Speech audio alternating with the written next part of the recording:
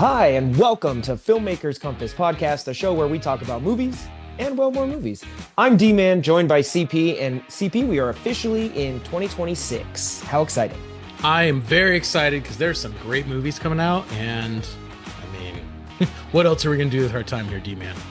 I'm not going to lie, there is a pretty good lineup that we're going to get to later in this episode, and I'm excited to talk about it because I think 2026 has a much better slate than 2025. Now, we probably won't compare them straight up, but once you hear the list of 2026 movies, it's pretty awesome. Awesome.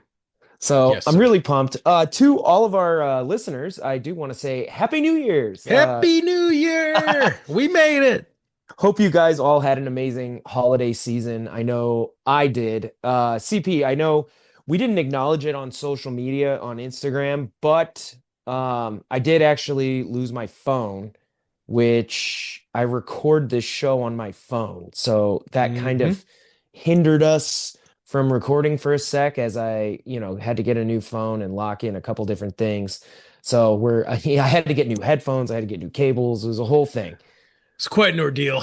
Yeah, sorry guys. So That's what that the was man gets for going to Raiders games. it's a bad start, I guess, to 2026. But I'm also excited because here we are. It only took a couple extra days and we're podcasting again. So pretty pumped. Yay. Well, let's jump into our shout outs, CP. And first up is Ivor, who said, we have a list of movies to watch on New Year's Eve and New Year's Day. We chose titles based on genre and actors. Okay. Here's my list. Break it down. Ivor always has good movies lists. I know he does. He's awesome. Mr. Lucky, The Big Bus, Above the Law, Legend, Son of Frankenstein, Naked Spur, The Prime Cut, 1917, Emperor's New Groove, and The Drive. So, Okay. There's some great movies in there. Namely 1917, D-Man, which I always sing the praises of on this podcast that you are rather indifferent to. right? And Ivor, I'm not 100% sure how I'm guessing you didn't watch all of those. That was your list of movies to choose from, would be my guess. But if you did watch them all, that sounds like an incredible movie day. Also, So, Emperor's New Groove, always a good choice. oh yeah, I mean, it's fun. And he did say, I'll let you know how it goes. So we're looking forward to hearing from you about that. And again, I don't know if you watched them all or like you were going to pick one or pick like one from a genre or something. It'd be interesting to hear how that went. So, because I mean, CP, you think about it. I mean, there's not a ton of movies for like New Year's. There absolutely is. You ever see the film New Year's Day? No, New Year's Eve? nope, The rom-com? I have not. What's wrong with you, dude? It's good. No, it's terrible. Oh, all right. Well, then I wouldn't watch it anyway. Ivor did have a second comment, but this one, unfortunately for me, is directed at CP specifically. All right. So he said, CP, we just saw Marty Supreme. I give it 10 out of 10 ping pong balls. Safdie is a master at putting stress on the screen. Good time, uncut gems. Love them, but I can feel my blood pressure rising. So I don't know if you had a chance to see Marty Supreme. I have not. I have not yet. I'm planning. I actually may be going to see it tomorrow. Nice. I want to try and see it before it leaves theaters. It's kind of crazy how short the windows are for theatrical runs now. It's nowhere near what it used to be. You know, Home Alone was still playing in July after the holiday season and still doing well back in the 90s. But now it's like, I mean, for good show times for a movie, I mean, you're talking about maybe a month. Yeah. And then they kind of tight. Right? They might still have in the theater, but they're like, oh, it's at 9:30 in the morning or 10 at night. And you're like, well, shoot. Those happen to be two of my favorite movie going times, so that doesn't affect me. I know. You like the late night shows. Drucker jumped in here and said, got 2 weeks worth of comments. And he said, boy. All right. somehow he missed last week. So he said, hold on to your hats. Lost in New York. Love drunk. Okay, that's the episode title. So he's referring to the episode, not Home Alone to Lost in New York. But he said, love Drunk Santa. And that, if you don't remember or didn't listen to that episode, is a reference to one of our guests on a previous podcast that I was a host of. We actually had Santa Claus drunk. Yes, I have heard the stories. He's a kind of infamous. Yeah, so he said, wish he could come back for an episode. I would love to talk about things I know with y'all. The main thing I know is Hellison sucks at fantasy, which you're not wrong, Drucker, because he didn't do shit this year. Uh, he's way off. I don't know what happened to him. He must be busy because he used to always be on top of his football stuff, but this year he seems a little off. Oh, not Uh, anymore. he said he only started winning after I left the IBC league, IBC being a reference to that podcast for with Drunk Santa. Uh, Drucker said thinks he won two or three championships in a row. I can neither confirm or deny that. I don't remember. So I hope you did, Drucker. That'd be cool. Also, never seen Home Alone 2. Wow.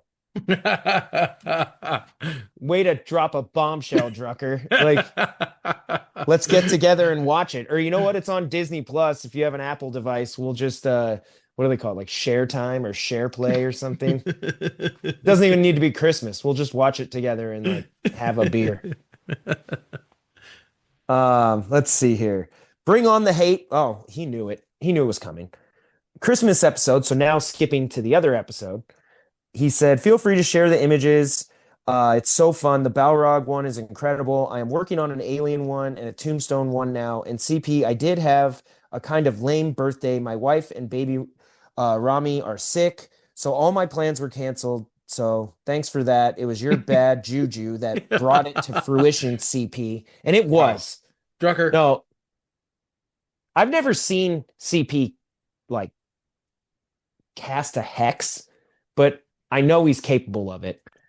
Drucker, I'm sorry, man. You know, you're my favorite. Well, I mean, you're my favorite guest on this podcast, listener on this podcast. So, what am I supposed to say, dude? I felt really betrayed that you hit me with the AI thing.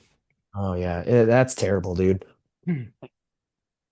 You know how CP feels about AI, and obviously how he feels about magical hexes making people sick. So, um, appreciate the birthday wishes, though. Hopefully, going to celebrate this weekend. And to be honest, I don't have any thoughts on Christmas, so I have nothing else to add. LMFAO, keep being awesome. So, thank you, Oh, Drucker. thank you, Appreciate the Drucker. comments. Yeah, it was a fun holiday season. I mean, I don't know what else can I say. Also, Drucker, before we move on. I did want to say congrats on your Denver Broncos securing the number one seed. So good luck in the playoffs. I don't have an AFC team. I'm rooting for the Bears, CP. And Yeah, and boy, did they look. I don't know what that game was against the Packers. it was insane. They literally sucked for 3 quarters and somehow just put it together and I have insane. no idea, but it was literally magic. They played one of the first half, the first half, they literally played one of the worst halves of Bears football I've seen at least all season, but in a while. Mm-hmm. And then in the Mm-hmm. second half, it was like maybe two-thirds of the way through the third quarter, they suddenly were like, "Oh yeah, we want to win." They're like, we're playing a game here, aren't we? Yeah. Yeah, and then they come alive and somehow crush their rival in what was a thrilling finish. I think they said they scored like 25 second half points or something, fourth Well, quarter points. I don't yeah, even know. yeah, it was something like that. And speaking of spectacular, thrilling finishes, let's talk about thrilling starts. And congratulations, Mr. Andrew Knox. Your Indiana Hoosiers are headed to the national championship game. Yeah, shout out Drew. Congrats, man. And IU they and my crushed sister. My sister Oregon. graduated from IU, so you shout out Steph too. I mean, pretty impressive run over there in the college football playoff, especially because I saw a checklist CP where they basically said like IU hasn't won the Big Ten since 1967. Mm-hmm. They've never won a conference championship game. Mm-hmm. They've never had a Heisman Trophy winner. They've Mm-hmm. never won a college football playoff game. Yeah. And now like they've never won a national title. So that's the last one. But they like checked all these Every one of those boxes. things they got done. Yeah, I was like, that is insanely impressive. And the turnaround over there at IU is just insane. Wild. While we're talking about football, real quick, 1 minute max, I did want to just update everybody on where I landed with fantasy because I was talking about it for a few weeks. Yeah. And I missed the playoffs in one league. I finished third in another league, and I finished second in my final league. Okay. So if that means anything to you, CP, it should mean that I did not win shit. Well, the important thing is, based on roughly those rankings, it sounds like in every single one of your leagues, you finished higher than Matthew Helson. I did, actually. That's true. That's the important thing. It That's wasn't a win. hard. It was pretty easy, I guess. I could have auto drafted and beat that guy. If you know more about football than Matt Helson, then apparently, well, you don't know that much about football. You're just better than Matt Helson. Well, it's actually funny because even this week I made my picks for like the NFL playoffs, and he had chimed in and he was like, I disagree with all those picks. And then I was right on all of them. And I was like, dude, the football game is off. Yeah. I don't know. He's got to pay attention more. But finally, for shout outs, I just wanted to give a big shout out. Happy birthday to Jeff. Hope you had an amazing birthday. And a big shout out to Liam, who is fighting like hell in the hospital, and we're pulling for you, man. So Definitely. all the good thoughts and prayers, Liam. Hope you're doing amazing. So, CP, unless you have any final shout outs, No. you all right. Well, in that case, it's time for our box office breakdown.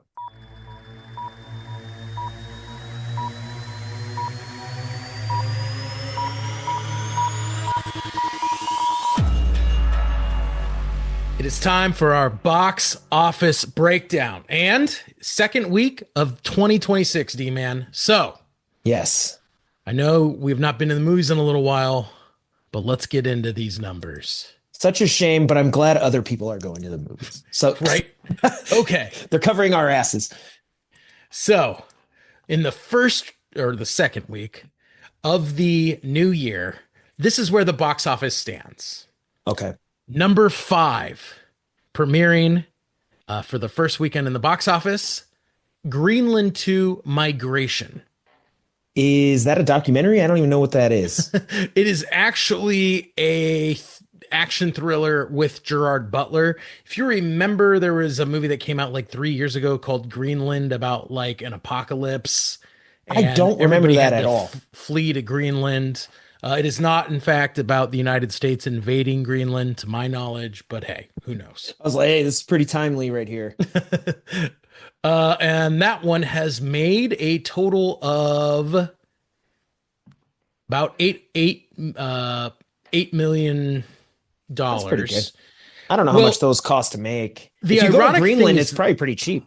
I mean, most of these films are kind of shot in like a 20 to 30 million dollar range with Gerard Butler. Now, almost the entire amount of profitability so far has come from the United States. So I don't know if it's had a wide release yet, but I imagine it's going to turn a profit because that's sort of Lionsgate's MO between Gerard Butler and Jason Statham. They pretty much, make these movies that are going to gross $50 million and everyone's happy. Well, I would assume it's going to be a big hit in Greenland, but maybe I'm wrong. Number 4. This was previously number 2.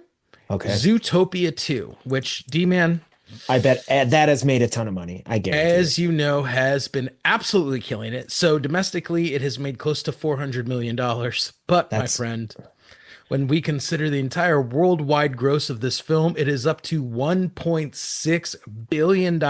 yeah.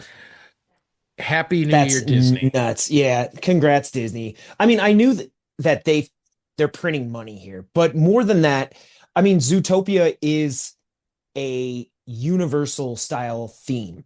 So Mhm. it speaks to everybody in any country, everywhere. You just have translation, but like, it's like the monster movies or some of these other films that do incredible globally, like the Fast series or even Avatar and stuff. So Mhm. part of me is like, I totally get it. And it's probably the easiest green light the executives at Disney have ever done. Pretty much, right? So number 3, any guesses? No, I don't know. I mean, I'm assuming it's not Avatar. It is The Housemaid, which I've seen the trailer for. I don't know anyone who's seen it, but so far the worldwide gross on that is $142 million. Holy cow. That is a Yeah. lot of money. Yeah. I was kind of surprised. Again, This is a film from Lionsgate. So Lionsgate has two films in the top five this weekend. Wow. That's a lot of money right there. Congrats Hmm. to the house. I mean, everybody's raking it in right now. End of the year, start of 2026. Let's Yep. start off with a bang.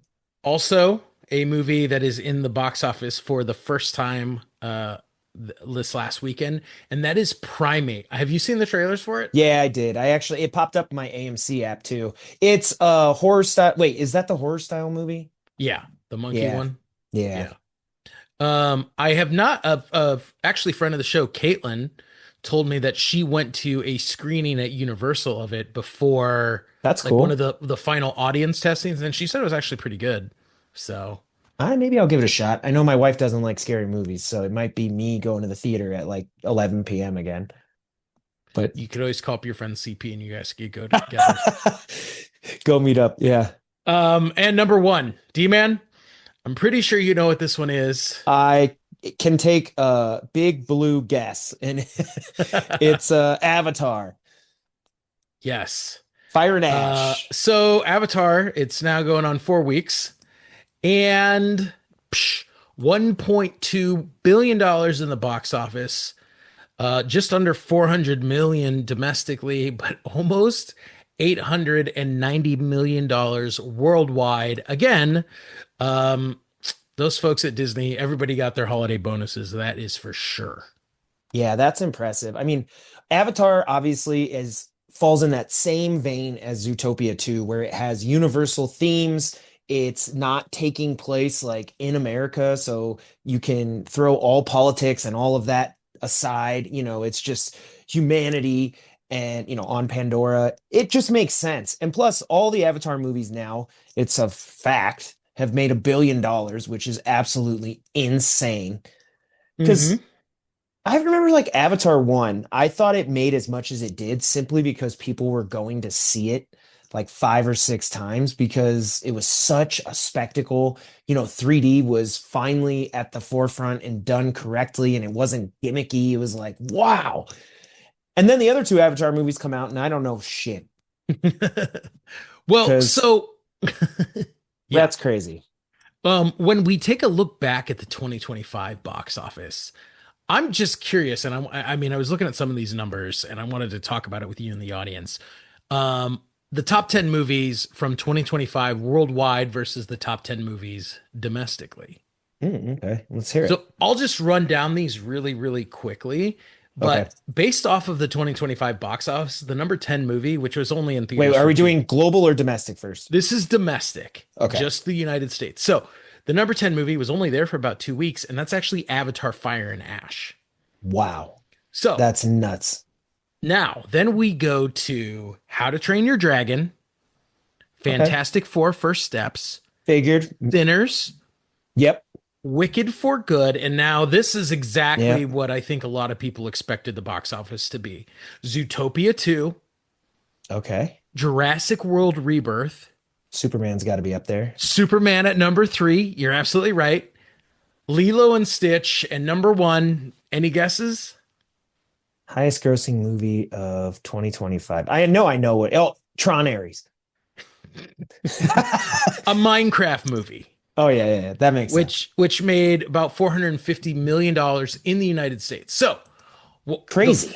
flip side of that coin is when we compare it globally, and this is Jurassic where it gets World, number one. a little interesting. Actually, Jurassic World is lower than it is on the domestic list, which I find No shocking. Granted, way. it made significantly more money. So, number 10 in the global box office, Superman, Okay. which made $600 million. Number 9, F1 the movie. Wow. Number F1 was not in the top 10 in America. That's No, crazy. no. Well, Wow. F1's more Okay. popular around the world than it is here. That's true. Number 8, How to Train Your Dragon. Number 7, Demon Slayer. Oh yeah. Number 6, Jurassic World Rebirth. Wow. It's Number lower than I thought. 5, a Minecraft movie. Only made $950 Only. million dollars. Did not break the $1 billion mark for Warner Brothers. Nuts. Number 4, Lilo and Stitch. Number 3, Avatar Fire and Ash. Number 2, Zootopia 2. And do you remember number 1, D-Man? Niza 2. Nisa 2, Yeah. That one I which, remember. which by the way ended up grossing a total of $2.25 billion. Wow. Who That's would have thought? nuts. Yeah. Well, really cool. I mean, that's a great rundown of the 2025 box office. I'm also curious because we talked about this. If you go back to August or September, we ended the summer blockbuster season, and I remember the box office was up like 25%. We talked about it, Hmm. and we were like, Yeah. "Wow, I'm so excited! Like people are going to the Yep. theaters. Like how great!" And then the box office drove off a cliff Yep. and literally tanked it. So we talked about it, I think, at the end of October. We were like, I don't know why they didn't have more scary movies, whatever. And Yep. we had listed, I think, Zootopia 2, Wicked for Good, and Avatar as like the saviors of the box office. So I'm curious if 2025 ended up making more money than 2024, because early on it was kind of a no brainer. It was going to happen. Hmm. And then we Hmm. get to October and it was like only up like 1.5% or something, like nothing. So, you're absolutely right. At the end of the summer, the box office was doing great. AMC was on track to having one of their most profitable years in like a decade. So 2025 box office did end up slightly above 2024, almost 2% above the 2024 box office. So Okay. 2024 ended with $8.7 billion dollars. But the 2025 box office ended up making $8.87 billion dollars. So Hmm. there was a profit. However, that's talking domestically. Now, Okay. when we flip this and look at the global box office, which is still where the real money is made, Yeah. the 2025 global box office had a sizable, nearly 12 to 13% jump over 2024. Okay. So So they it did, made they got about their bonuses. $33 billion dollars. And part of that Holy is because cow. of Jurassic World, Avatar, Zootopia, things like that, that really um, were huge successes domestically and abroad. Entertainment is a big market, man. 33 billion in a year. That's crazy. I know. All right. Well, thank you for the rundown. It was cool to take a look back and compare, the box office to 2024 and also figure out what the best movies of the year were. So thank you very much, CP. Let's go ahead and take a look backwards, CP. This is our traditional 2025 sort of recap and look back. And then the second half of this episode will be about 2026 and Woo, looking woo, woo. forward. So again, apologies that this episode didn't get released, on New Year's, but it's here and we're excited to talk about all the fun we had in 2025 and hopefully all the fun we'll have in 2026. So, first up, CP, let's just go ahead and jump right into our favorite movies of 2025. I'm going to throw it over to you. I'm very Ooh. interested to hear out of all the movies we saw this year. And again, uh there's honorable mentions and you can bring up all your experiences trying to focus on movies that came out on in 2025, but let's hear it. Okay, so honorable mention number one. I don't know if you actually saw this over the summer. I'm throwing this out there because the original series is from the 80s, but it was never an 80s movie series that I was super into. And that was the new Karate Kid film, Karate Kid Legends. Ooh, I did not see that. Totally fun, exactly what I wanted from that style of movie. It feels like it could have come out in the 90s. It does have Ralph Macchio returning in the film in a mentor role, and it also has Jackie Chan. And what's Hmm. really cool is actually an accurate way to blend the original Kid film, the original Yeah. trilogy, with the next Karate Kid film, with the remake with Jaden Smith, Correct. all Okay. into one franchise. And it was awesome and a ton of fun, and I really enjoyed it. So the only thing that I heard you missing there was Cobra Kai, of which Ralph Which is Macchio. also in blended in. So Okay, it's so it pretty is. awesome. Yeah, Like okay. I was like, it are they is are they incorporating everything here or just the everything movies? we've had Karate Kid is canon in this film, and Wow. it was a lot of fun. Cool, cool. That's Yeah. awesome. Second honorable mention. Now I know you saw this because, well, we talked about it on this podcast, and that is seeing on the big screen the original Teenage Mutant Ninja Turtles Oh, it was from amazing. 1990. What was cooler Yes. than that? It was such a good experience. I mean, I love getting to see movies, obviously, that I've never had I had the chance, I guess, but that I've never seen on the big screen. So that opportunity is fun. But I mean, I had Teenage Mutant Ninja Turtles shirt, hat. I mean, we got all the Yep. popcorn and snacks. It was so fun. And then I love the throwback movies because I feel like if you get a good theater, the energy in the theater is electric because everybody already knows it's great. Dude, I know. So much fun. So, my top three movies All right. of 2025. Here we go. Number three, Mission Impossible: The Final Reckoning. Okay. While this was not the best Mission Impossible movie that I've ever seen, I did think it was a very nice tribute to the franchise, to the fans, and a great way to close off an incredible eight-movie run. Okay, yeah. I mean, I have to agree. I know there's a lot more to be said about Mission Impossible. I don't think we ever did an episode on it Mm-mm. specifically. Maybe one day we'll do a whole episode on like the franchise. Dude, that would be awesome. Like we'll have a marathon. Maybe we'll we'll live stream us watching it or something. That would be fun. Yeah, right. And I mean, again, a movie made for the theaters, which was awesome. Number two, another movie made for the theatrical experience, and that was Brad Pitt's F1. Ah, yes. Oh, Another what's the director's name? He did Top Gun Maverick. Joseph Kosinski Kosinski. Yeah, that's it. He and Jerry just Bruckheimer returning as a producer, like, there's such a polish to that movie and kind of like Top Gun Maverick. Just it looks and sounds so awesome. yeah, tons of Incredible. fun. What a great time. I really enjoyed it. And my number one movie. And I believe I actually told everyone after I saw this in April that this was going to be the best movie of the year. And for me, it turns out to be true. And that was Warfare Oh yes, I from do remember that. A24. Totally loved it. Cannot recommend it highly enough. Um, Great pacing, great visuals. Awesome movie. What do you got? Amazing. I love that list, dude. That's incredible. I'm going to go honorable mentions number one.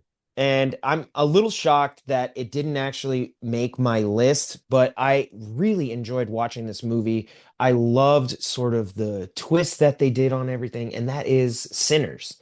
Now, did you get a Mm, chance to see that movie? I did see Sinners. Yeah. I thought it was fantastic. I loved the style. I loved the time period they were in. I liked the twist and the genre melding, and it was fun. I mean, uh, I don't know what else to say about it. It's definitely one that stood out to me. It was very memorable. So my other honorable mention, it follows in your footsteps, CP, and that's F1. Nice. The racing scenes were incredible. Steph and I went and saw this movie on the IMAX screen. It was actually the same screen, same exact theater that we saw Dune Part 2. And I'm not gonna lie, I mean, you're getting like blasted back into your chair. The cinematography for the racing sequences and particularly the sound design and even the score were Yeah. incredible. The only downside to F1 was that I felt sort of the plot was maybe formulaic. You Yeah. know, Just a little bit. old gun comes back, he's sort of doing his thing and it kind of goes the way you'd expect it to go. But that was me. I mean, I don't know if that's a flaw. They Yeah. just executed it really well. Yeah. Yeah. So that was cool. Number three on my list of favorite movies from 2025, I'm going to put Fantastic Four. Okay. So I actually really enjoyed Fantastic Four way more than I thought. And it's ironic because I picked Fantastic Four, but I was debating between that and Thunderbolts. Mm. They, I actually really enjoy the theme of Thunderbolts more, but I like the comic book feel of Fantastic Four more. I enjoyed Galactus, and I thought the movie was pretty much really well cast. And I felt that that was the movie to me, both those movies, but Fantastic Four felt like the one that's, sort of must watch leading into Doomsday. Mm-hmm. Mm-hmm. So that's why it took the third spot. Number two is your homeboy James Gunn's Superman. This guy. So I know you had your mixed feelings about Superman, and obviously we mentioned it when we talked about it. months and months ago, he is one of your, if not your favorite comic book superhero. Yep. So you feel more strongly, I think, than I do about what they get right and get wrong, Mm-hmm. where I much more casually enjoyed the film. I put it at two and I put it over Fantastic Four because while Fantastic Four had some heavy lifting to do to get us pumped and excited for Avengers Doomsday, Superman was a complete reboot of the DC universe, and I think it did so very successfully. I'm not going to get into the details, but I found that very impressive. I don't think it's like the greatest comic book movie of all time, the way some other people do on social media, but I definitely enjoyed it. And then number one, which probably isn't a surprise, CP. Could you guess what my number one movie would be? Of this last year, Yeah, Avatar, Fire and Ash. you're wrong. It is one battle after another. That's So totally tracks. You really enjoyed seeing that. yeah, it's actually funny because I don't know if I read the comment in the shout outs in a previous episode. I can't remember. But I remember I was talking in one of my film chats with some of my buddies, and they felt that one battle after another was like incredibly dark. And while I do think thematically it's dealing with very dark issues, and there's this sort of undertone to the whole film about current events, and there's a little bit of political element. I mean, it's really a giant chase scene, and I thought the characters were so fun. I loved Benicio del Toro's character. I thought Sean Penn was incredible in his role. Hmm. I thought the main character, the women, I thought everybody shined. And I had fun watching that movie, more fun than I thought I was gonna, especially Yeah, based on the trailer. So I it get was that. a pleasant surprise and definitely my favorite movie of 2025. Nice. Okay. I mean, I don't agree that that was the best, but you do have some good ones on that list, so I can't fault you too much. Yeah, don't get me wrong. Like, there's some ridiculousness in that movie. I'm not saying it's a perfect film, but I thought it was a good ride. I had fun. Well, why don't, okay, just kick us off. Why don't you go into what did you find as your least favorite movies in 2025? Okay, I hate to put this one at number three. So, least favorite movies of 2025. Number three, I have Jurassic World Rebirth. Ooh. So, I did not hate this movie, and that's why I hate to put it here. But it's on my list because it's titled Rebirth, And it's meaning that exactly a remake of Jurassic Park 3. well, and here's the thing. I feel like you have the first set of Jurassic Park movies, Jurassic Park, Lost World, and Jurassic Park 3. Then you transition to Jurassic World, which I thought was an incredibly well done reboot in the vein of the first movie, sort of getting everybody hyped. And then they were able to get two more sequels out of that sort of era of the franchise. Hmm. Rebirth signals, and it did. It's a whole new set of characters, and they're sort of doing a whole different thing with the plot. I didn't think it did enough to get me excited for the future of this franchise, and Mm. that bummed me out. So I know we talked about it, CP. We had a lot of thoughts, and I think we talked about it on the podcast where it was like, man, I would love to see them maybe genre bending or doing like a biopic on John Hammond, or there's so many things you could do within this world. And it was like, it just felt so formulaic to me. Yeah. I know what you mean. So that was, it's not that I think it's literally like one of the worst movies. Like I said, least favorite movies. So I had higher hopes for it and I was excited for dinosaurs. And then they just brought out some monster that's not even a dinosaur. I Like was a like, wannabe Rancor. Yeah, I got you. yeah. I was like, And some chickens. yeah. Number two on my list was actually, I believe this was a Netflix film. Did you see The Electric State? No, but I heard it was bad. Yeah, I believe, was that the Rousseau brothers? I think so. I think it was. And they had a lot at their disposal to be able to bring this to life. They got a bunch of A-list stars, and it just felt like an incoherent mess. It reminded me of what was the Zack Snyder movie from two Oh, years Rebel ago? Moon. Like not they're not like similar visually or anything, but like just a mess. And you're like, this could have been awesome with everything you had at your disposal. Why does it suck? Yeah, potential was there. And Rebel Moon was like, it had that same feeling in my gut where I was like, it's not good. Ugh, sorry, man.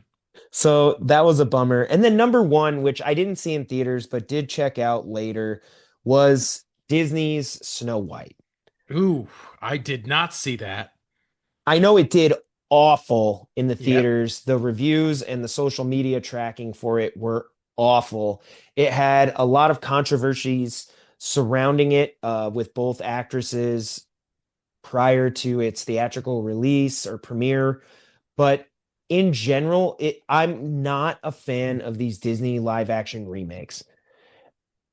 They just, I mean, Pinocchio we talked about on the show, so I'll bring that one up. It just doesn't have the charm of the original. And that's incredibly hard to say because if you Mm, go look at the plot of like Pinocchio, or even for that matter, Snow White, I mean, they're almost nonsensical. They're like fairy tales, right? So, you think of Pinocchio, it's like his nose grows when he lies, or he turns into a donkey, and these kids are getting drunk and smoking cigars, and he has to go into a whale to save his father. yeah, And yeah, yeah. like it all sounds like nonsense.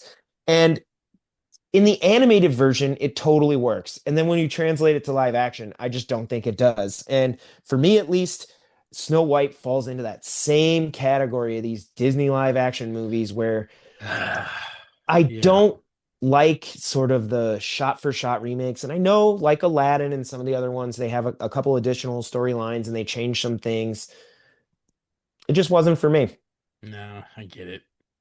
Well, how about you? What were your least favorite Ooh. movies of 2025? I think I was a little bit more aggressive than you.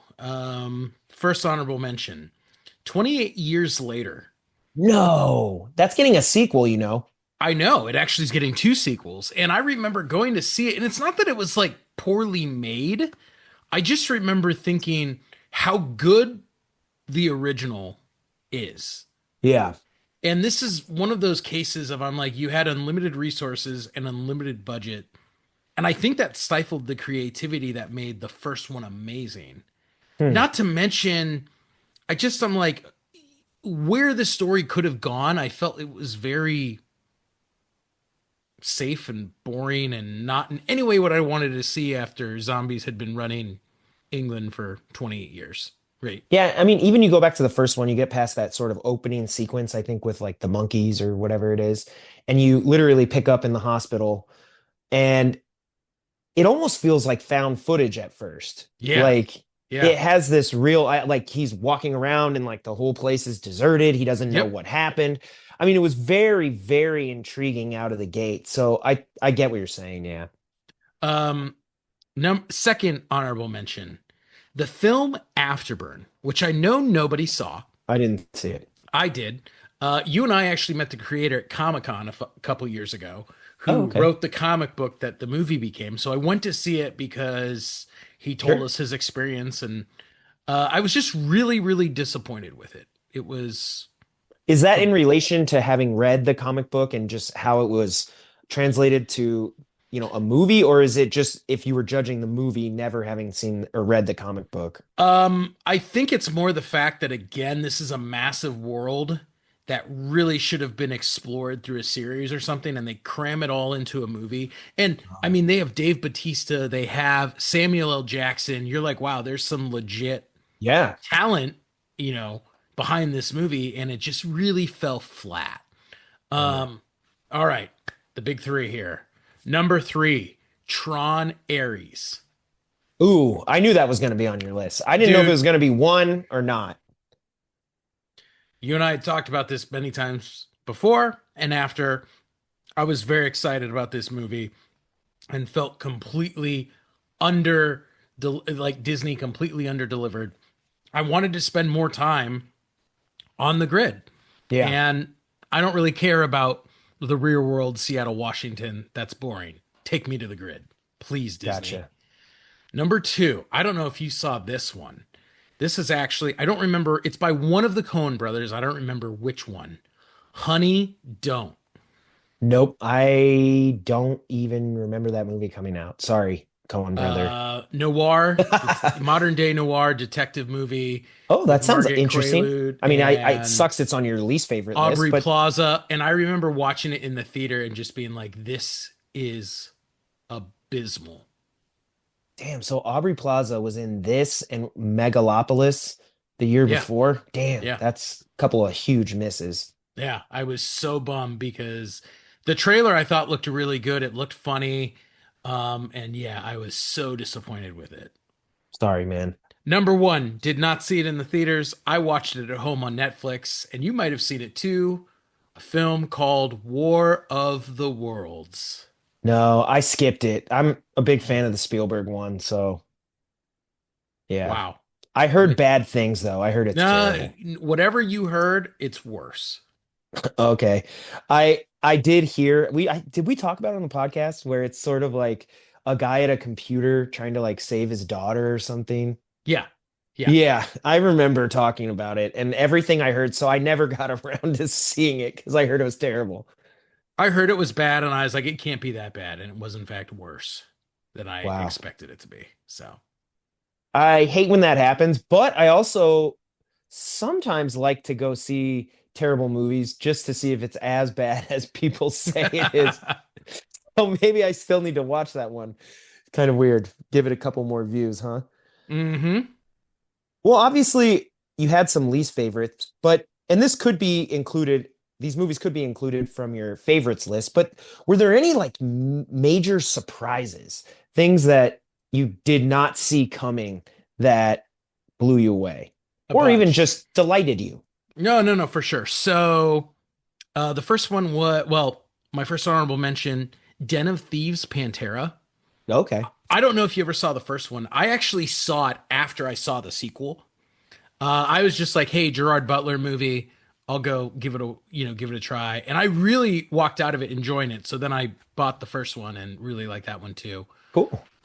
Also, and I know I brought this up on the podcast, Back to the Future. I told you Yeah. guys, seeing it in the theater changed my perspective, and I was all in on the movie after that, and I've watched it like 12 times since. So Nice. now, the third one, number three on my list, is it was a limited release movie. It was called The Last Rodeo, written, directed, and starring Neil McDonald. Nope, didn't see it. Awesome movie about this old rodeo cowboy who gets back in the arena to raise some money to take care of his grandkids. Nice. Oh, that's awesome. Yeah, so it's kind of cool. One of those movies that tears at the heart.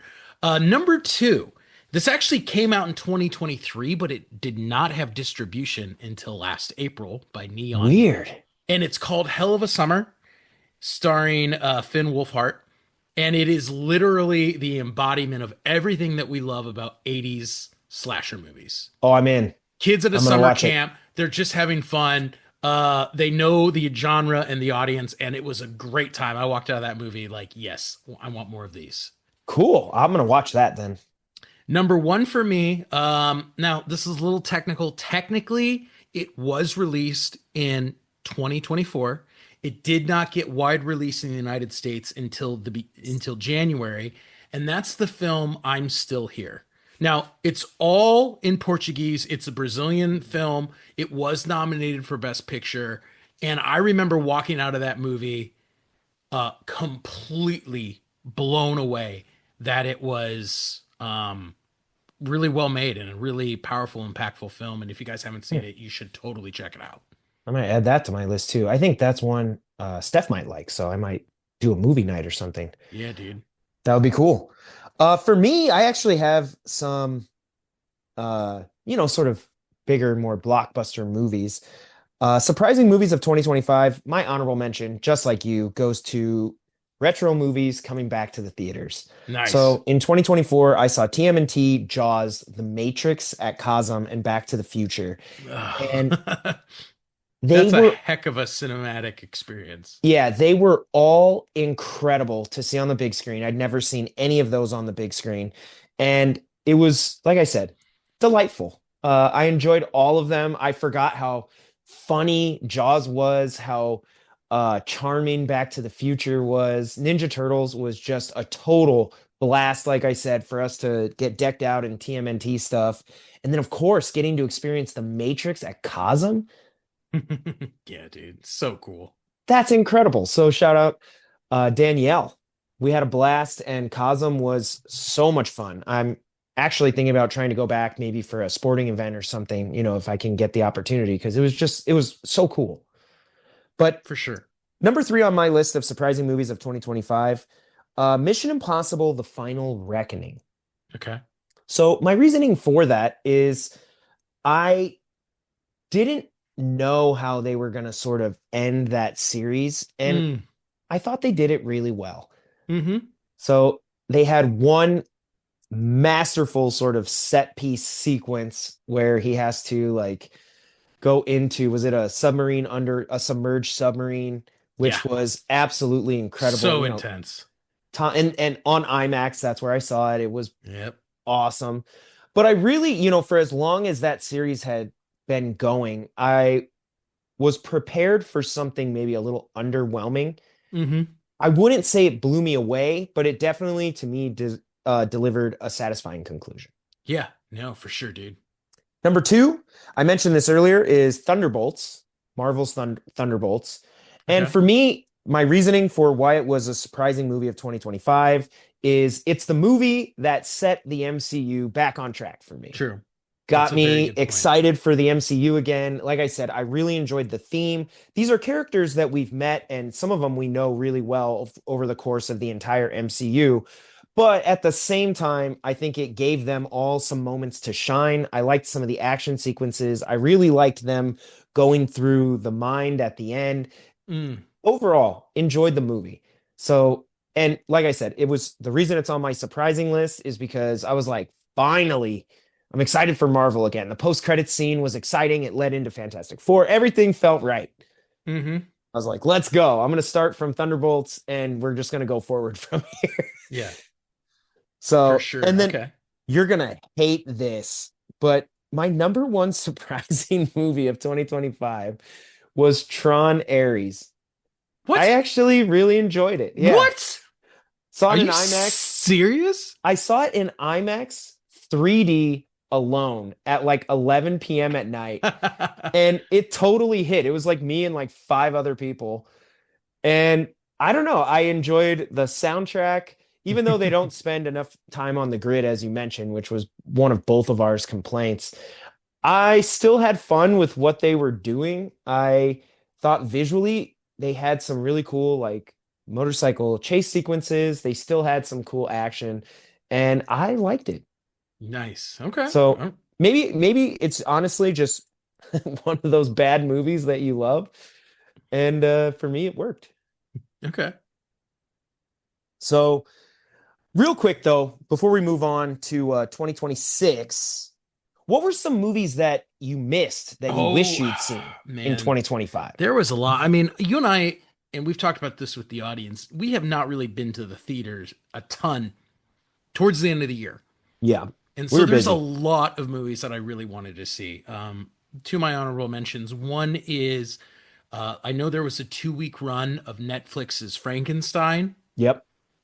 theatrically, and I really wanted to try and catch that. The other one also, literally, I think it was in theaters for 2 weeks, despite the fact that it got great reviews, and that was the Springsteen movie, Springsteen Deliver Me from Nowhere. Heard it was And awesome. my buddy Johnny is actually in the movie.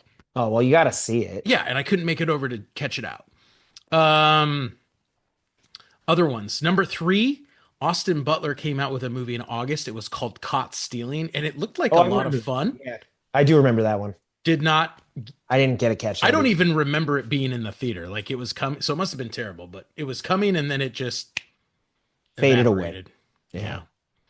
Number two, we talked about this actually on the podcast. Kill Bill, The Whole Bloody Affair. Yeah. Unfortunately, this came out right the time that we started production on that feature film, and I just did not have time to catch it in the theaters, which kills me because Tarantino's not going to be putting out many more Tarantino movies. So would have loved to have seen it as, he intended it as one giant film. For sure. Probably would have been a lot of fun. And number one, everyone that I know who saw this movie said they totally loved it. It was the best movie of the year for them, and that was Brendan Fraser's Rental Family. Oh yeah, I did want to see. Steph and I wanted to go see that too because I heard it was really good, but I didn't make it. Yep. So that's the movies I miss. What did you miss? Well, for me, they're actually pretty quick, so we're not going to linger on these. I missed Ballerina, which is within Mm, the John Wick universe. I loved all the Hmm. John Wick movies, and I had high expectations. I still haven't seen it. So, um, what was the actress's name? Anna de Armas. Yeah, Anna de Armas. She sort of proved her mettle in the Mission Impossible movies, and I Yep. think that's why she landed Ballerina. But because it was in the John Wick world, I believe the movie also had Keanu Reeves either making a cameo or a Yep. limited appearance. I really wanted to see it. I love just a good action movie, and those deliver in spades. So I thought Ballerina would hit that. Number two is Wicked Part Two. Now, it's not because I loved Wicked Part One, but I hate seeing a part one and not finishing it. That's I fair. I I get feel that. like I owe it not to just the filmmakers and stuff, but to myself to complete the story before I can judge it in its entirety. And I didn't get a chance to see Wicked Part Two in the theaters, so I was kind of bummed about that, if only just so I could complete it. But number one for me, we talked about this, is The Naked Gun. No, I remember you really wanted to see I it. really wanted to go. Yep. It's my type of humor. I was so excited to go, and things just kept coming up. Like, I think Steph and I twice booked it in our AMC A list, and then we couldn't make it. Jeez. That's So funny. I really wanted to see that. And that's a personal choice. It's not one like you said that was like nominated for awards or this and that. I just You thought just it were like, looked I wanted funny. to freaking see the movie. Yeah, I Yeah. thought it was going to be fun. So that does it for me, movies I missed in 2025. And now I want to flip that switch to So what are you 2026. planning to see? What do you got to see? What's top on your list? All right. So there are quite a few movies, and we're going to do a rundown, CP, after we announce which ones are the ones we're most looking forward to. But honorable mention. I'm a fan of the show. It's one of my favorite shows of all time. That's Peaky Blinders, and they're coming out with a Peaky Blinders movie called The Immortal Man, and it follows the final chapter of Tommy Shelby. Now, why did they make it a movie and not a show? I don't know. And I'm kind of interested to see how that works because you think about a show is usually either 6 to 8 episodes. I think Peaky Hmm. Blinders is 6 episodes. And that gives you a runtime of approximately 6 hours. So even if they went long here at 3 hours runtime, you're still looking at almost like half a season of the show. Yeah, yeah, yeah. So I don't know if these types of things always work, but we're going to talk about it again. And So I know you and Steph love Peaky Blinders. I am shocked that this didn't make my top three, but you'll know why in a second. And that's Michael, the Michael Jackson story. Now, Hmm. for all of our listeners, putting aside all of sort of the drama surrounding the man himself, I love Michael Jackson's music. The Yep. trailer totally lives up to the hype. And it appears to me, CP, to be a movie that is not going to be a critique of the man, but more a celebration of the icon. Mm. So Yeah. I didn't get the vibe from the trailer that they're going to dig deep into all the controversies and things that have plagued Michael Jackson over the years, whether that's, well, we don't have to get into it, Hmm. but it seems more like it's going to be a celebration of his music and his superstardom rather than like all these other things. Yeah. So, on that note, as a fan of his music, I'm very much looking forward to just sitting back and enjoying the soundtrack. Yes. Now, here's why it Drum roll. didn't make my top three. Top three for D Man. This you would think would be number one. I'm almost shocked again that it's my number three, but that's Christopher Nolan's The Odyssey. Wow. Dude doesn't like Nolan anymore. I can't believe it's not my number one, but you're gonna know why in about two spots. I'm really excited. I've seen the trailer for The Odyssey. I'm very optimistic that Christopher Nolan can, really deliver here in a big way. It reminds me of the scale and scope of maybe even something like Dune. So this might be Hmm. Christopher Nolan's, response to Dune, as Yeah. those two have been now Yeah. put side by side. I'm fascinated to see what he does with it. It's got a star-studded cast. Yep. We all are familiar with the Odyssey and sort of Greek mythology, so Yep. I don't know what other elements or things they're going to bring in because I mean, I don't know if they're going to follow the page or the book like page for page. So it could be interesting. I'm hoping for a little bit of the Lord of the Rings treatment where they are adapting the story but improving it for cinematics. in my Mm. opinion. Hmm. I think the way Lord of the Rings is written is perfect for literary form and as a book. But when you adapt that to the big screen, it's like, hey, you got to make some creative choices. So Yeah, hopefully no, they're for for the sure. better. And in Lord of the Rings, they were for the better. For the Odyssey, I'm hoping Christopher Nolan is going to Yep. smash this and knock it out of the park. Good. Great, great, great point. Number two on I can't my, believe that's your number three. I Okay. know, but you'll know why in 1 second. Number two is The Mandalorian and Grogu, a Star Wars story. So for me, it's the opportunity for Star Wars to return to its rightful place, which is on the big screen. So since 20, was it 2019? I don't know. Whenever Rise of Skywalker was years ago, it was pre-pandemic, I think. Hmm. Um, all we've had is Star Wars on Disney Plus. And Star Wars is literally a cinematic experience. So I'm excited to go to the theater and watch a Star Wars movie. Now, flip that. Am I excited for The Mandalorian and Grogu specifically? Not as much as you would think. I didn't think season three of the show really blew me away. It was all right. I don't know if they even need to continue this story, but it's Star Wars. So I'll be there. All Okay. right. You ready for number one? Yeah. This is why you'll know Nolan's number three. It's Steven Spielberg's Disclosure Day. Oh my gosh, D-man. I am so excited. Steven Spielberg is returning to the world of blockbusters and sci-fi. I saw the trailer for this movie. It's intriguing. I don't know exactly what it's going to be about, but it's Steven Spielberg. And just like Nolan, just like Tarantino, I don't even care. You're there.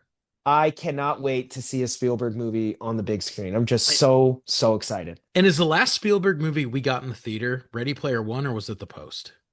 Ooh, I think it was West Side Story. Oh yeah, that's it. You're right. You're right. So yeah, it's been a sec because or no, was it West Side Story or The Fablemans? Mm, no, you're right. I don't know which one came first. It might have been The Might Fablemans. have been The Fablemans. God, what a good movie. CP, I love The Fablemans.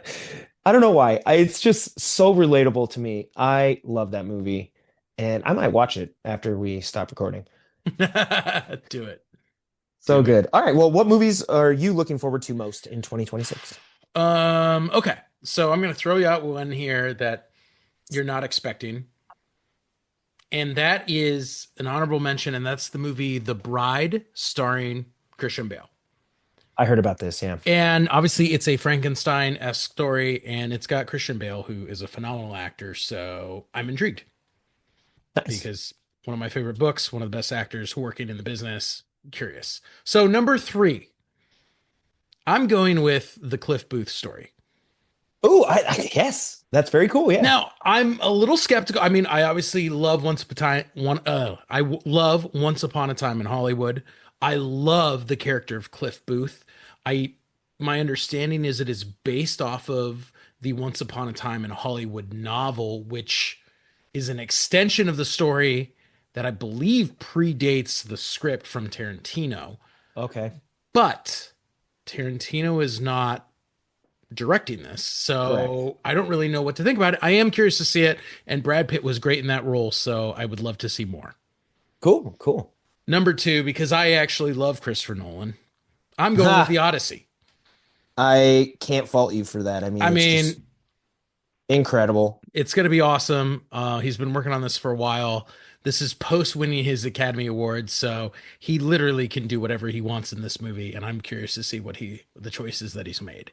Now, Absolutely. number Number one, one. I want to know your number you one. know exactly what it is. The movie that I am so unbelievably excited about, and that is Dune.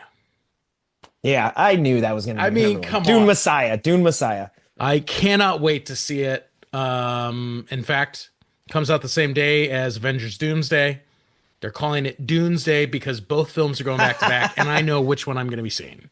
So, Well, I mean, what's cool is this is the conclusion of the Paul Atreides story. So mhm. even though there are more Dune books, I believe they've said that this is where they'll stop making the movies, Yeah. which is cool. I get it. I'm like, okay. But I am excited because Dune 1 and Dune Part 2 were just incredible. Yep. So I have high expectations. I'm excited. So on that note, CP, I do have a couple of questions for you. And the first one is you just mentioned it. Avengers Doomsday was not on either of our most excited for 2026 Isn't that lists. wild? That is wild. If you had told me when they announced Avengers Doomsday and really sort of the whole thing when we were at Comic-Con, I would have told you that would probably be my number one for Oh yeah, 2026. right? Absolutely.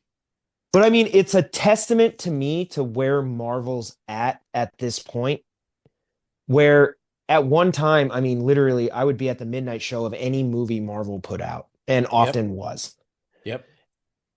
To the degree that Marvel as a brand has dropped so far that they're releasing two movies in 2026 and neither of them made our lists. That's wild when you think about it. So I don't know. Are you excited for Avengers Doomsday? I mean, I'm curious. I mean, the stuff that really I think most excited about is the decision to bring back the characters played by actors that we love. You Yeah, know, because did you see all the trailers? Let's go ahead and acknowledge. yes, I did. I mean, we got original X-Men cast, which is phenomenal. I mean, I love that cast.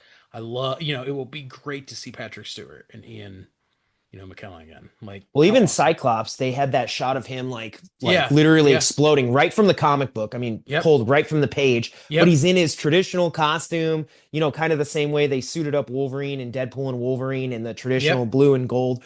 yep. It was uh it was really cool to see, and I know it got people hyped from a comic standpoint. The trailers haven't revealed much about what the plot is actually No, about, no. but you have one where Thor's sort of praying to the Norse gods and to protect his daughter, and then you have another trailer where Captain America comes back on a motorcycle and is holding his child. I believe it's his son. The Hmm. trailers all end with like Captain America will return in Avengers Doomsday, Thor will return, the Yeah. X-Men will return. So they're definitely amping it up. I wanted to ask you too, what did you think about that trailer strategy?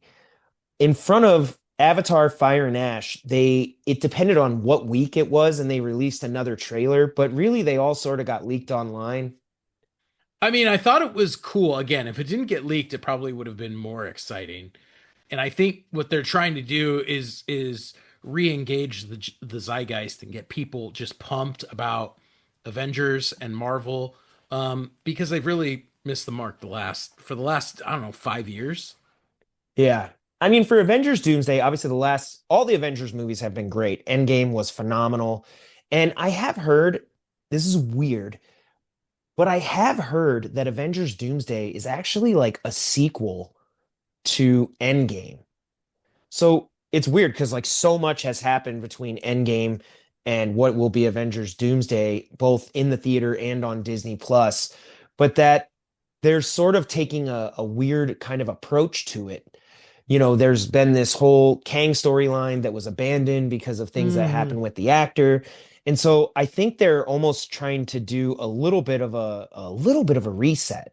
And I Yeah. don't know exactly how that's going to go and what the plans are, but obviously it leads into Secret Wars, and we know Yep. that there's like Battle World and all these people from the different timelines or whatever it is, Yep. dimensions or Yep. so it may be a reset. I mean, that may be what they're going for to come out of Secret Wars with like the new stuff. I feel like that's what they got to do because they botched the last phase so badly, and it seemed like every movie underdelivered. Yeah, there weren't any. I think Guardians of the Galaxy 3 was incredibly well received. Obviously, Deadpool and Wolverine, sort of from a nostalgia, Easter Yeah. egg, like fan service standpoint, delivered in spades. Everybody, it was funny and fun and all that. But I don't know that it did the heavy lifting narratively that the MCU is used to with movies like, Captain America, Winter Soldier, or Hmm. Civil War, or even Thor Ragnarok, right? Yeah. Where it Yeah. advances the story, or Yep. maybe one of the stones is there or something. And it didn't do all that. But even though they've had some hits, Fantastic Four and like I said, Thunderbolts this 2025 were great to me as, a sort of restoration of getting us back on track. They haven't had Endgame moment or really a film Yeah. that everybody Yeah. universally was like, that was awesome. No, absolutely, dude. So hopefully Avengers Doomsday can deliver that. One of the other things I wanted to ask you, because Steph and I talked about this. I assume you are, but are you keeping your AMC A-list pass in 2026? Absolutely. I mean, despite the fact that I have not, the last movie I saw, and this Yeah, is insane, and I can't believe I'm about to say it on the podcast. The last movie I saw was the re-release of Back to the Future. that was so long ago, I dude, know, dude. especially for you. I have to go see Avatar. I have to go see Marty Supreme. Yeah, there's a ton of stuff I want to see. Obviously, I'm keeping my A list because, you know, that I love to see movies and I love to see them in the theater.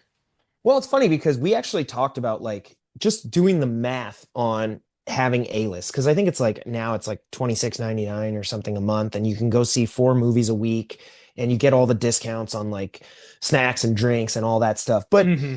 what was interesting was we were like, okay, like for real, we didn't go to the theater as much as we wanted in 2025. So Steph came up with a whole list of all the movies that are coming out in 2026, and we were like, are we going to go see all these? You know? Okay. And here's the rundown of 2026 movies that I think are probably the most hyped. So first up, we have Peaky Blinders, The Immortal Man, Project Hail Mary, which is the Ryan Gosling movie where he's in Yep. space and he meets that alien. Yep. Michael, the Michael Jackson story. The Adventures of Cliff Booth, which is the Once Upon a Time spinoff from the novel Hmm. extension. The Mandalorian and Grogu, a Star Wars story. So Star Wars is returning to the big screen. The Bride, as you mentioned. Hmm. Disclosure Day, which Steven Spielberg is back. And you're I going to can't see wait. that at least Of course. twice. You have Supergirl, The Odyssey. Here's the second movie that Marvel's releasing in 2026, Spider-Man Brand New Day, I the totally forgot. Yeah. fourth entry in the Tom Holland Yeah. Spider-Man universe and continuing Spider-Man's story. Social Reckoning, which is a sequel to The Social Network, and then Avengers Doomsday and Dune Messiah, Wow. right? That is a monster lineup to me. Oh, yeah. That's No, no, no. incredible. I mean, you're going to go see all those. So I think that's probably like 11 or 12 movies right there, right? Yeah. So when you're looking at the AMC A-list pass, I'm guessing you're coming up on the pass now at this point if you go see like 2 movies. Because get this, CP, I looked up at AMC, not matinee, so just a regular showing, for IMAX 3D for Avatar Fire and Ash. Guess how much it was? How much? $25. $30. What? Yeah. No way. And a regular ticket for a movie, I looked up Marty Supreme, was like 19 or 20. Now, Dude, this is no AMC discounts, nothing, just that's going on their website and wild. looking it up. Why would anyone not have your A list? Well, here's what's really cool is if you're thinking, okay, 2 movies a month and you're winning on that A-list pass, right? That's Yeah. incredible. You think of those movies, obviously, I saw Avatar Fire and Ash in 2026, so that's already 1 movie. I might go see Marty Supreme. I'm hoping that I'll be able to hit the theater for that. Then you think about any of the throwback or anniversary movies like 2025. We said TMNT, Jaws, Back Yep. to the Future, Revenge of the Sith. I And we know, know this year Secrets of the Ooze is coming out. right. I heard 1996 was Independence Day, so they could have an anniversary movie, 30 years. Um, I know Lord of the Rings is supposed to come back to theaters in pretty soon, actually. Like next week or the following week. Yeah, like it's coming. So you're going to have all those movies, right? Yeah. And then you factor in any additional movies that we didn't list in this hype list. So just any other movies that come out, like you said, you saw tons of movies that a lot of people probably didn't see. Yeah. So if you make it to the theater to go check some of those out, ordinarily would I go see them in the theaters? Probably not. But if I have a list, I'll probably go, Yep. right? Yeah, totally. And then you hit on it just a second ago when you were talking about Dune Messiah, repeat viewings. When you have Yeah. a list, if any of these movies, I Yeah. mean, what are we looking at here, dude? Disclosure Day, Steven Spielberg, Star Wars in the theaters, Spider-Man, Supergirl, The Odyssey, Avengers, and Dune. You'll And go you're see all telling those me movies twice. I'm not going to go see those multiple times? Yeah. No, I mean, you're right. If you don't have A-list, you won't. But with A-list, yeah. I know. So then after we sort of talked about it, Steph and I were like, oh my God, it's actually a no-brainer for 2026. We're like, we're Yeah. going to the movies all the freaking time. Dude, how cool. So I can't wait. And on that note, I wanted to ask you then, and this is an extension to our listeners, Drucker, if you're ever in town, Ivor, anybody else, Danielle, whoever's listening that is in this area. What are the movies on that list that you would want to go see together? Whoa. Well, we got to go see Disclosure Day Oh, because I for can't wait. one, Spielberg is your favorite director. Mhm. Um, Two, we should try and go see The Odyssey. I would love to. We It's saw actually Oppenheimer wild, together. D-Man. We've seen a lot of Nolan movies together Yeah. over the years. He is one of the directors that we do manage to Oh, I go mean, see. Oppenheimer and Dark Knight, I both saw with you, and they're two of my favorite experiences going to movies. It Yep. was so much fun. Yep. I think Um, for me personally, I would love to see Dune Messiah oh, with you. dude, I'm so excited to see Dude Messiah. Yes. Well, the reasoning for that is obviously we've seen Nolan movies, we've seen Marvel movies together, we've seen DC movies together, Yep. we've seen Star Wars, Yep. literally the entire Yeah, that saga right. together. I did not see Dune Part 1 or Part 2 with you in the That is theaters. that is actually totally true. Yeah, You were dude. the one who sent me to the theater for Dune Part 1. I was going to watch it because I think at that time it had simultaneously released on Mm-hmm. streaming. And you Mm-hmm. were like, no, go see it in the theater. So I was like, all right, I'll take your recommendation. Totally worth it. Yeah. And So then fun. Dune Part 2 was absolutely incredible. And I couldn't Yeah. believe we didn't see it together, but we both went on opening night and Yep. it was epic. So I don't know. I think Dune Messiah definitely, probably the Odyssey or Disclosure Day next. A lot of the ones that I would want to see though, like Peaky Blinders, Mandalorian, even Supergirl, it's not James Gunn CP, so calm down. I really love the character Supergirl, so I actually really want to see the movie. Yeah, hopefully it's And since it's awesome. not a James Gunn film, I have hopes that it's going to be, that I'm going to enjoy it. We have to see at least one of Disclosure Day, The Odyssey, Avengers, or Dune. And I think it's going to be Dune. Now, what's wild is if we really play our cards right, we could meet up, we could both take the day off, and we could go to Dune and Doomsday. I'm down. If you have That sounds if awesome. you think we should do it, we could do it. What is it, December 18th? Yeah. Yeah, I might even have it off. Even better. Yeah. So, all right. That's pretty dope. Um, what was your what was your favorite theater experience this year, 2025? Hmm. That's a good question. Thinking. What was my favorite theater Because I think I experience? know mine. If I think probably my favorite theater experience in terms of actual movie scene in the theater was probably F1. okay, But what are you going with? I mean, Oh, was it when you went to see Back to the which one? Future? Well, okay. So ironically, yes, F1 was one of my favorite theater experiences for the year.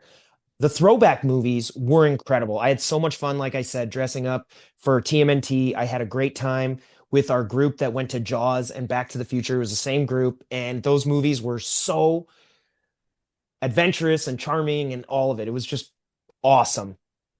But I think I'm going to give a tip of the cap to our experience going to see The Matrix at Cosm. Oh yeah, I mean, what's gonna top that?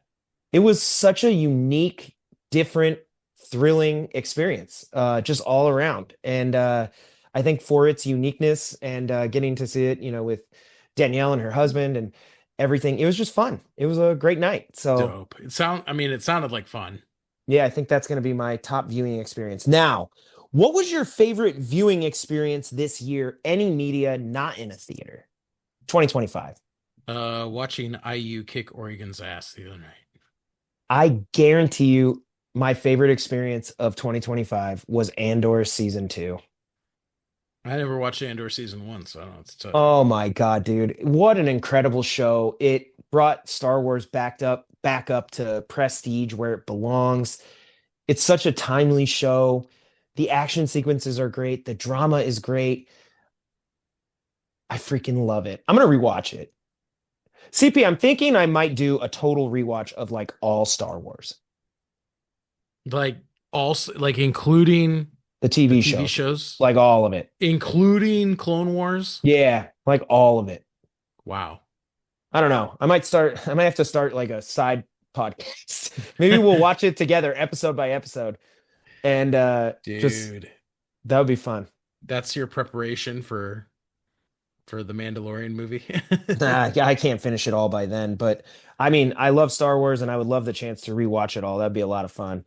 So I don't know. Maybe we'll talk about that. Let's maybe we jump on that. That'd be cool. Um, but hey, that does it for our episode this week, CP.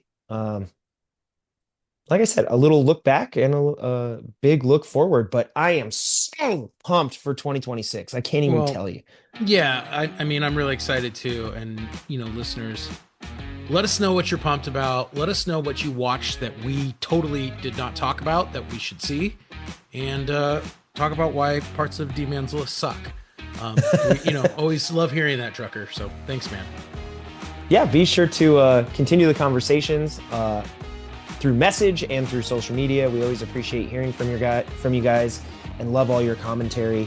Thank you so much for listening to the show. You can follow us on social media at Film Comp Podcast or at Film Comp Pod. You can also find the show at filmmakerscompass.com, where we have a feed of all previous episodes as well as links to our social media and everything. You can follow me at Big Kid D-Man. CP? You can follow me at NDCal5. Thank you for hanging out and talking movies with us. We hope you had a great 2025 and keep watching movies in 2026. And we will see you back here next week.